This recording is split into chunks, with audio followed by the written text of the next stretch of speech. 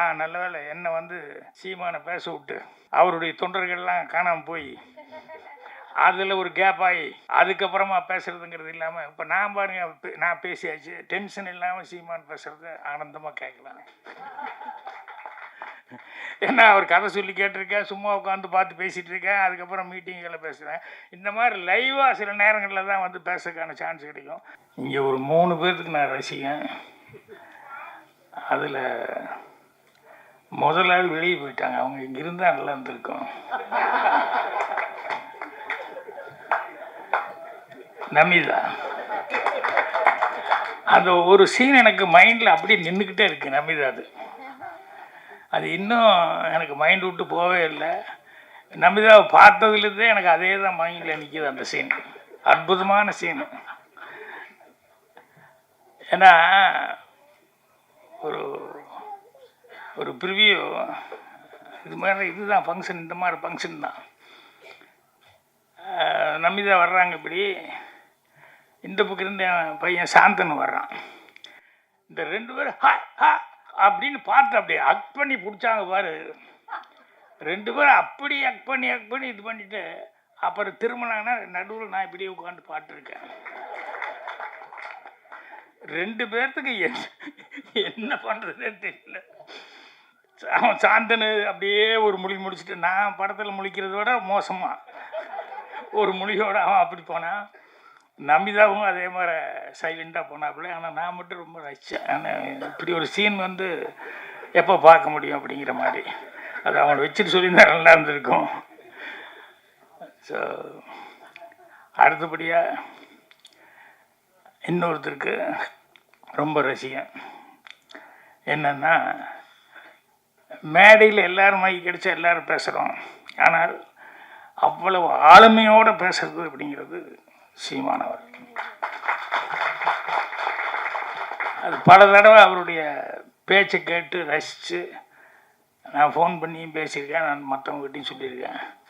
ஏன்னா எல்லாத்துக்கும் வராது, அங்கங்கே தகராறாகவும் தடுமாறும். ஆனால் சீமானுக்கிட்ட என்றைக்குமே அந்த தடுமாற்றமே இல்லை. ஸோ அதை எப்பவுமே அவர் பேசுகிறது எங்கே வந்தாலும் டக்குன்னு உட்காந்து கேட்டுட்டு இருப்பேன். ஸோ அவருக்கு ரசிகன். 3வது ஒருத்தருக்கு ரசிகன் நான். அதை பாதி செல்வமணி தொட்டு விட்டு போனார். ஏன்னா எனக்கு பாக்யராஜ்னு சொல்லி பேர் வச்சது உண்மையிலேயே எங்கள் அம்மா எப்படி நினச்சி வச்சது தெரியல. உண்மையிலேயே அந்த பாக்கியம் எனக்கு கிடைச்சது எனக்கு ஒரு ஆச்சரியம். எங்கள் அம்மா எனக்கு இப்படி பேர் வச்சாங்களேன்னு நான் வந்ததுலேருந்தே கேட்டுக்கேன். ராஜகுமாரன் உண்மையிலேயே ராஜகுமாரன் தான் பேரா, இல்லை சினிமாவுக்கு வந்து ராஜகுமாரன் பேர் வச்சுட்டாரா? ஏன்னா தேவயானி கிடைக்கும்போது உண்மையிலேயே ராஜகுமாரன் ஆகிட்டாரு. ஸோ தேவயானி அவங்களுக்கும் நான் ரசிகன். என்னென்னா அந்த ப்ளசண்ட் ஃபேஸ், அந்த சிரித்த முகமாக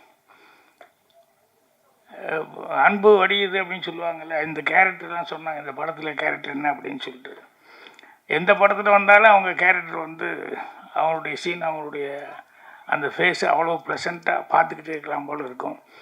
இதில் வந்து குழந்தைகளுக்கு வந்து இது அந்த கேரக்டர் எனக்கு ஸ்னாப்சிஸ் அனுப்பிச்சப்போ பார்த்தேன். ஸோ அது அந்த அளவுக்கு அவங்கக்கிட்ட வந்து அந்த அவங்க தம்பி பேசும்போது சொன்னாப்புலையே, அம்மாவை நான் பார்க்கல, ஆனால் எனக்கு அம்மாவை விட இவங்க தான் எனக்கு மைண்டில் வருது அப்படின்னு சொல்லிட்டு, அதை தான் அவரும் செல்வமணி நான் கவனிச்சுக்கிட்டே இருந்தேன், அவ்வளோ ரசித்தாங்க அப்படின்னு சொல்லிட்டு. அது கூடவே இன்னொன்று சொன்னார், என்னென்னா அந்த குழந்தைய பேசும்போது அவங்க அம்மாக்கள் எப்படி ரசித்தாங்க அப்படின்னு சொல்லிட்டு. ஸோ அந்த வகையில் அவங்களையும் நான் ரொம்ப ரசித்து பார்க்குறேன். சந்தோஷமாக இருந்தது. படத்தில் ஆரம்பத்தில் வந்து ஓப்பனிங்கே டைட்டில் அந்த டிசைனோட நிழல் குடை அப்படின்னு வந்தது. அந்த ரீரிகார்டிங்கும் அந்த டிசைனும் வந்து அவ்வளோ எடுப்பாக இருந்தது. அந்த ஆர்ஆர் அவ்வளோ பிரமாதமாக மியூசிக் டைரக்டர் அவ்வளோ அழகாக ஸ்டார்ட் பண்ணி அதுக்கப்புறம் சாங் வந்துடுச்சு. ஸோ அவ்வளோ சிறப்பாக பண்ணியிருந்தார். அவர் மட்டும் இல்லாமல் அப்புறம் ஹீரோ ஹீரோயின் அந்த 2 குழந்தைங்க நடித்தவங்க, இன்னும் படத்தினுடைய டெக்னீஷியன்ஸ் எல்லாருக்கும் இப்போ என்னுடைய அட்வான்ஸு வாழ்த்துக்களை தெரிவிச்சுக்கிறேன்.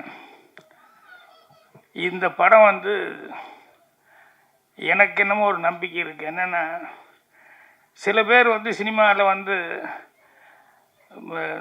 Luck favours to fools only அப்படின்னு சொல்லுவாங்க. அந்த மாதிரி எனக்கு சில பேரெல்லாம் வந்து எப்படிடா இவங்களுக்கு படம் வந்துக்கிட்டே இருக்குது அப்படின்ட்டு இருக்கு.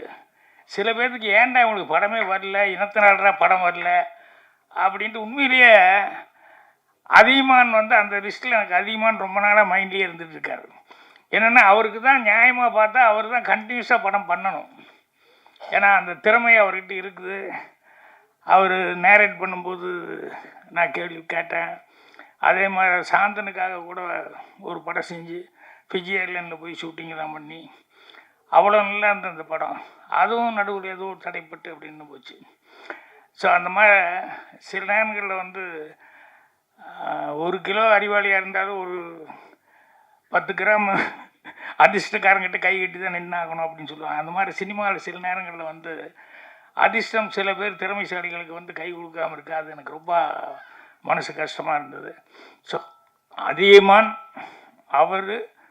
அவர்கிட்ட ஒர்க் பண்ணவர் இவர் சிவா ஆறுமுகம் அவர்கள் அப்படின்னு சொல்லும்போது, இந்த தேவயானையெல்லாம் இவ்வளோ தடவை கேட்டாங்கல்ல, கேட்கவே வேணுங்கிறது இல்லை. கண்டிப்பாக இந்த படம் வந்து படம் நல்லா பண்ணியிருப்பாங்க. கண்டிப்பாக படம் வந்து ஸ்லோ பிக்கப் ஆகும். அது ஓப்பனிங் இருக்கோ இல்லையோ ஸ்லோ பிக்கப் ஆகும்.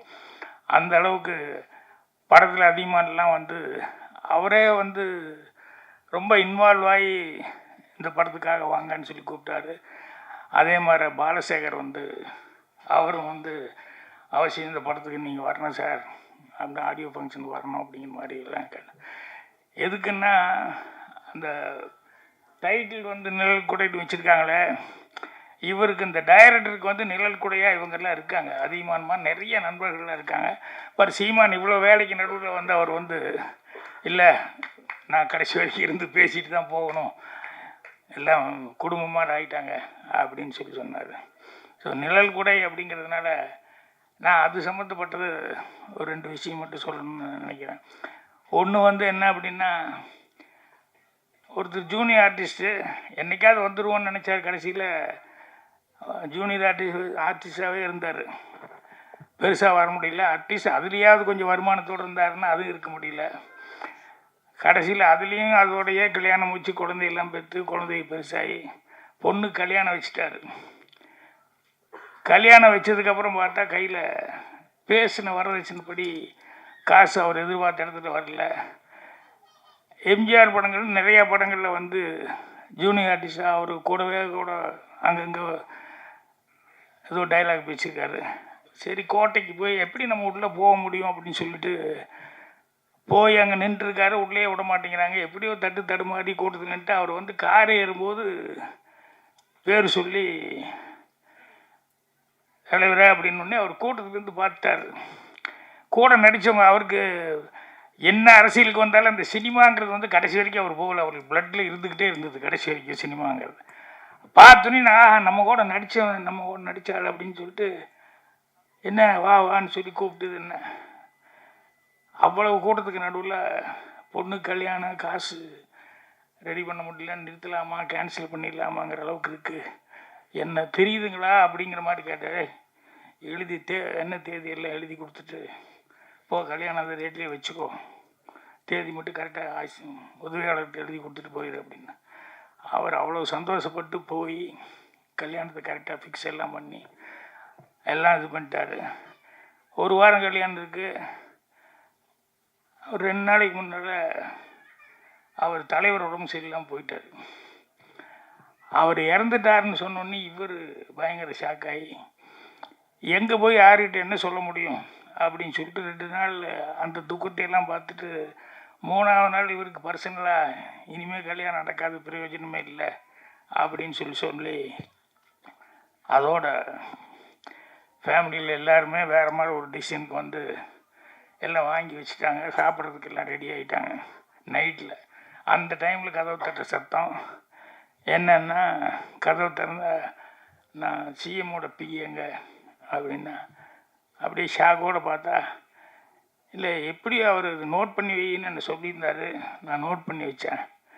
என்கிட்ட கொஞ்சம் பணத்தை கொடுத்து, அப்பா போகிறோம், அவங்களுக்கு முதலே கொண்டு போய் கொடுக்கணும், அதனால் எதுக்கு நீ கையில் வச்சுட்டு ஞாபகப்படுத்து, ஏன்னா நம்ம ரொம்ப நம்பிக்கையோடு இருந்துப்பான் அந்த ஆள் அப்படின்னு சொல்லி கொடுத்துட்டு போனார்.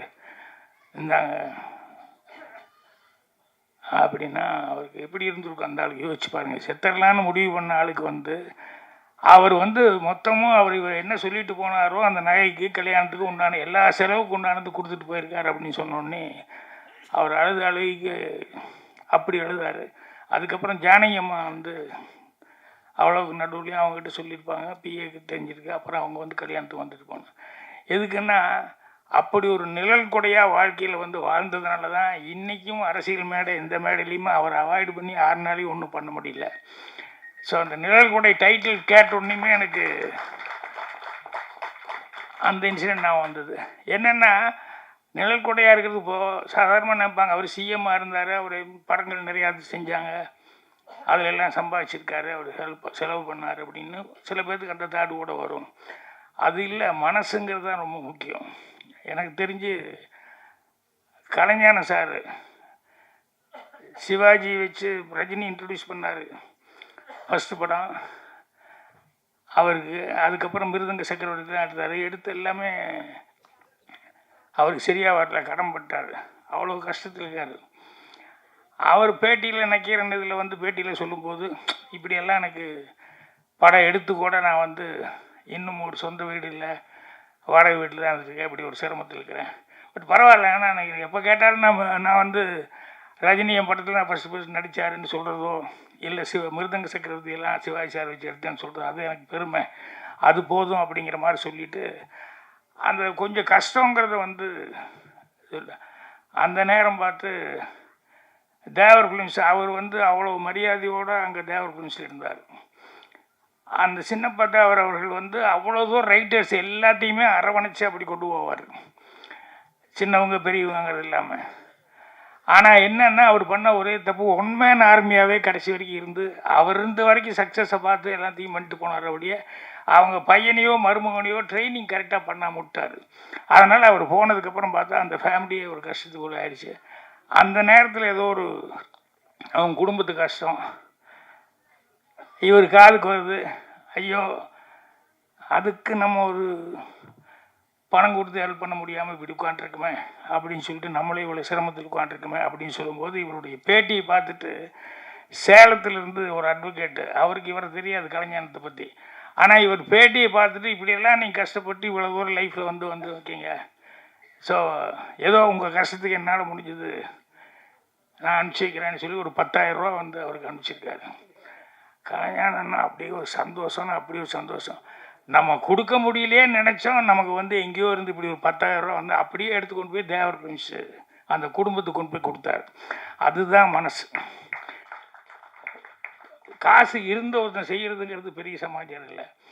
அவருக்கே அவ்வளோ கஷ்டத்தில் இருக்காரு, பேட்டி கொடுத்துட்டு இருக்காரு. ஆனால் அவருக்கு ஒரு 10,000 ரூபா வந்தது அப்படின்னு சொன்னோடனே அதை கொண்டு போய் அந்த நம்ம வேலை பார்த்த இடம், நம்ம அங்கே தான் இருந்து சாப்பிட்டோம் அப்படின்னு சொல்லிட்டு அவங்களுக்காக செஞ்சார்.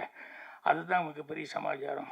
ஸோ நிழல் கொடை அப்படின்னு சொல்லும்போது இந்த கேரக்டர் கண்டிப்பாக இது தேவயானை மேலே தான் அந்த டைட்டில் வந்திருக்கும்னு நினைக்கிறேன் நான். கரெக்டாக? ஸோ தேவயானை கடைசியில் கிளைமேக்ஸ் சொன்னாங்க, அந்த குழந்தை மிஸ் ஆகிறது, அதுக்கப்புறம் எல்லாமே ஒன்று சேர்றாங்க அப்படின்னு சொல்லிட்டு.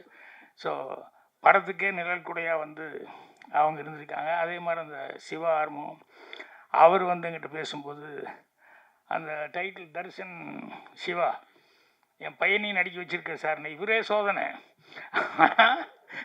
பையனை நடிக்க வைக்கணும் அப்படின்னு சொல்லிட்டு இந்த அப்பாக்களுக்கெல்லாம் உண்டானது இதெல்லாம் அந்த மாதிரி சில சமாச்சாரங்கள் அதை வரிஞ்சு கட்டி எதாவது பண்ணலாமேன்னு சொல்லி பண்ணும்போது அதில் நல்லது நடக்கிறது உண்டு, சிலது மாறியும் நடக்கிறது உண்டு. ஆனால் அவர் சொன்னார், பையனை நடிக்க வச்சுருக்கேன், நீங்கள்லாம் ப்ளஸ் பண்ணோம் அப்படின்னு சொல்லிட்டு. ஒன்றும் இல்லை, ஒரு 2-3 க்ளோஸ்அப் பார்த்தேன் அந்த பையனது. அந்த பையன் உண்மையிலேயே அவன் லுக்கு, அவன் பார்க்குற இதெல்லாம் உண்மையிலேயே இந்த பையன் வர முடியும் அப்படிங்கிற அந்த நம்பிக்கையை கொடுத்தது. அதனால் அது அதில் கெட்ட பேரமாக இருந்தது இல்லையா? வாழ்த்துக்கள், கண்டிப்பாக நல்லா வருவீங்க நீங்கள். அவங்க அப்பாவுடைய இது சொல்கிறேன். ஏன்னா பெத்தாச்சுன்னா அதோட முடிஞ்சு போகல. அதுக்கப்புறம் பாருங்கள் இதெல்லாம் வந்து கேட்க வேண்டியது, எல்லாம் பண்ண வேண்டியிருக்கு. ஸோ அவருக்கு அவங்க ஹீரோயின் எல்லாம் நடித்தாங்க. அவங்க எல்லாத்துக்குமே என்னுடைய இது. இந்த ஹீரோயினுக்கு என்னன்னு தெரியல, இந்த பெரியன்னு அடிக்கடி சொல்லிட்டு இருந்தாங்க. என்னுடைய பெரிய வாழ்த்து, நன்றி, என்னுடைய பெரிய வணக்கம், என்னுடைய பெரிய அப்படின்ட்டு. சரி நான் நினச்சிட்டேன், சரி நமக்கு ஆகும்னா இந்த ஷோன்னு எனக்கு வர்ற மாதிரி வந்து இந்த பெரியங்கிறது வந்து அவங்களுக்கு ஒரு இது மாதிரி வந்துடுச்சு போல அப்படின்னு சொல்லிட்டு அவங்களும் வந்து ரொம்ப அழகாக இது பண்ணியிருக்காங்க. ஸோ படத்தினுடைய டெக்னீஷியன்ஸ் எல்லாத்துக்குமே வந்து என்னுடைய வாழ்த்துக்கள் தெரிவிச்சுக்கிறேன். கண்டிப்பாக நான் சொன்ன மாதிரி அதிகமானவர்களெல்லாம் இதில் வந்து இருந்திருக்காங்க, கலந்துருக்காங்க அப்படின்னு சொல்லும்போது கண்டிப்பாக ஒரு நல்ல படத்தை தான் அங்கே வந்து எடுத்திருப்பாங்க. அதனால் ஜனங்க சப்போர்ட், பத்திரிக்காரங்க எப்படி நீங்கள் நல்லா இருக்குன்னு எழுத போகிறீங்க, ஜனங்கக்கிட்ட வந்து அது போகும்போது உண்மையிலேயே அதுக்கு உண்டான மரியாதை கிடைக்கும். அப்புறம் இங்கே பேட்டி இந்தம்மா தமிழ் ஐஸ்வர்யாவா தமிழ் சுத்தமாக பேசணுமா, ரொம்ப நல்லா இருந்தது. நானும் தான் தமிழ் மீடியம் படித்தேன், எனக்கு தமிழில் எவ்வளோ தகராறு இருக்குது எனக்கு தான் தெரியும். ஆனால் தமிழ் அவ்வளோ சுத்தமாக பேசுகிறாங்க. முன்ன எல்லோரும் சொன்ன மாதிரி என்னென்னா அவங்க கொஞ்சம் டைம் எடுத்துக்கிட்டாங்க. ஏன்னா இந்த மாதிரி நேரத்தில் தான் அவங்க தமிழை காமிக்க முடியும். அதனால் தமிழ் உச்சரிப்பு ரொம்ப நல்லா இருந்தது. ஸோ அதனால் நான் நல்ல வேலை என்னை வந்து சீமானை பேச விட்டு அவருடைய தொண்டர்கள்லாம் காணாமல் போய் அதில் ஒரு கேப் ஆகி அதுக்கப்புறமா பேசுகிறதுங்கிறது இல்லாமல் இப்போ நான் பாருங்கள் நான் பேசியாச்சு, டென்ஷன் இல்லாமல் சீமான் பேசுகிறது ஆனந்தமாக கேட்கலாம். ஏன்னா அவர் கதை சொல்லி கேட்டிருக்கேன், சும்மா உட்காந்து பார்த்து பேசிகிட்டு இருக்கேன், அதுக்கப்புறம் மீட்டிங்கில் பேசுகிறேன்.